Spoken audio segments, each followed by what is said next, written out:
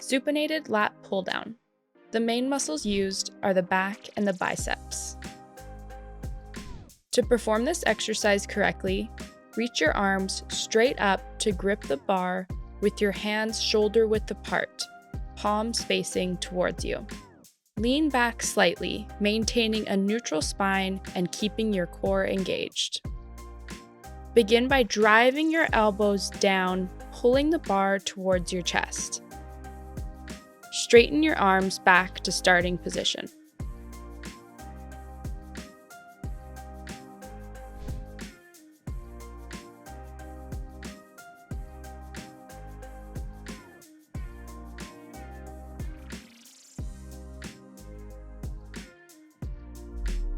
Avoid leaning too far back. Avoid using momentum.